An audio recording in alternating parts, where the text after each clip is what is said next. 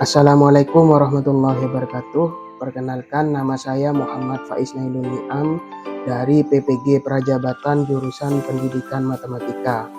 Pada kesempatan kali ini, saya akan menyampaikan tentang kampanye praktik baik tentang penerapan scaffolding dalam Zone of Proximal Development atau ZPD untuk meningkatkan hasil belajar matematika. Sebelumnya, pada mata kuliah praktik pengalaman lapangan atau PPL 1, saya berkesempatan untuk mengajarkan tentang meningkatkan keberhasilan belajar siswa dalam pemahaman materi melalui penerapan scaffolding dalam Zone of Proximal Development atau ZPD dengan menggunakan metode Tuesday to Stray di kelas 9D di SMPN 1 Jember.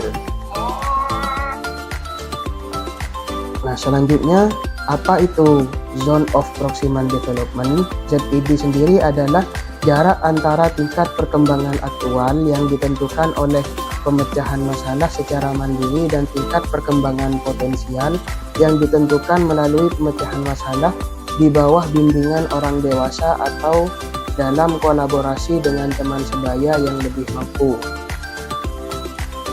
Nah, ZPD sendiri dapat diartikan sebagai tahap 1, siswa belum dapat menyelesaikan tugas yang diberikan. Tahap 2, siswa hampir menguasai seperangkat keterampilan untuk menyelesaikan tugas namun masih didorong oleh dan dibimbing oleh guru atau teman sejawat. Tahap 3, siswa berhasil menyelesaikan tugas secara mandiri tanpa bantuan dari orang lain. Implementasi metode Tuesday to Stray mendukung penerapan scaffolding. Berdasarkan hasil analisis yang saya lakukan, yang pertama yaitu siswa yang mengikuti pembelajaran dengan metode Tuesday to Stray menunjukkan peningkatan hasil belajar yang lebih signifikan dibandingkan dengan siswa yang mengikuti pembelajaran konvensional.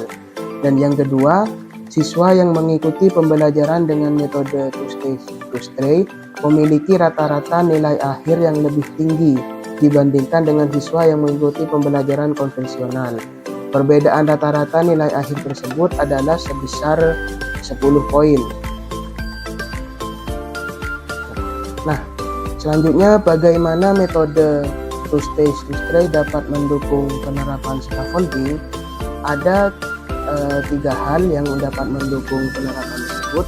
Yang pertama yaitu memberikan kesempatan bagi siswa untuk bertukar ide dan berbagi pengetahuan dengan teman sebaya. Dan yang kedua, metode Tuesday to Stray itu mendorong siswa untuk saling membantu dan mendukung antara satu dengan yang lain.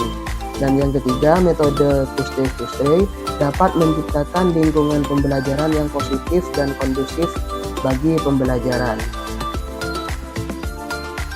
Nah, selanjutnya adalah penerapan scaffolding.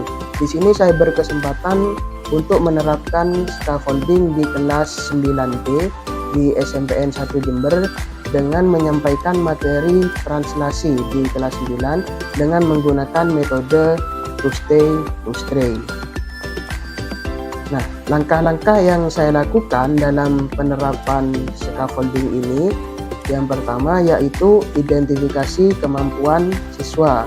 Nah, di sini guru harus memahami apa yang siswa sudah ketahui dan apa yang mereka perlu pelajari selanjutnya. Dan yang kedua, tunjukkan contoh, yaitu guru perlu menunjukkan cara menyelesaikan tugas dan memahami konsep baru.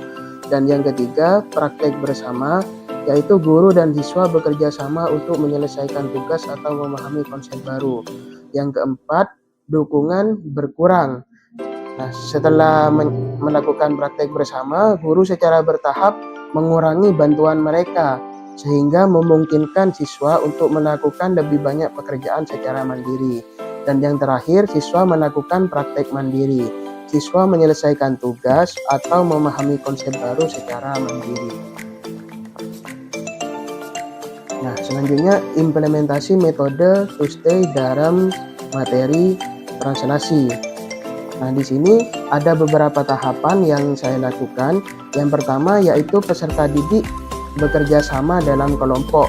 Nah, tiap kelompok beranggotakan 4 orang sampai 5 orang.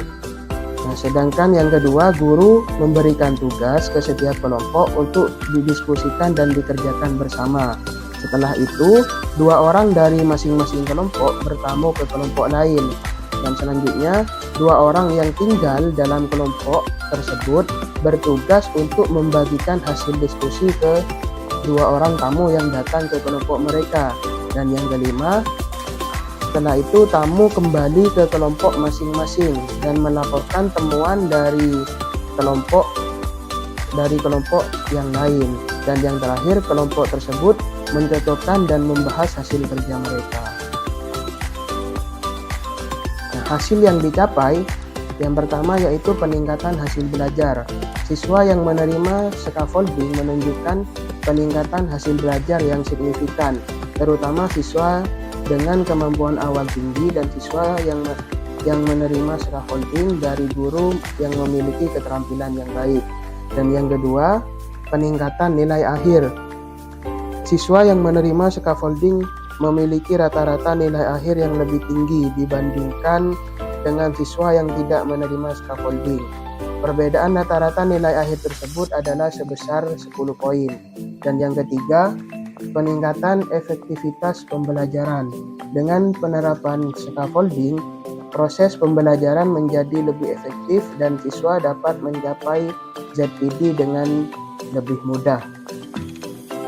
Selanjutnya adalah pembelajaran dan replikasi. Pembelajarannya adalah penerapan scaffolding dalam ZPD telah terbukti efektif dalam meningkatkan hasil belajar siswa. Guru perlu memahami ZPD siswa dan bagaimana memberikan scaffolding yang tepat untuk membantu siswa dalam mencapai ZPD mereka. Dan replikasinya adalah metode ini dapat direplikasi dalam berbagai konteks pembelajaran. Penting bagi guru untuk memahami kebutuhan dan kemampuan siswa mereka sebelum menerapkan scaffolding. Selain itu, metode two-stray dapat digunakan untuk mendukung penerapan scaffolding.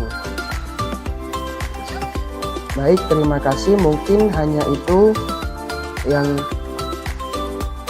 dapat saya sampaikan tentang kampanye praktik baik ini. Terima kasih. Assalamualaikum warahmatullahi wabarakatuh.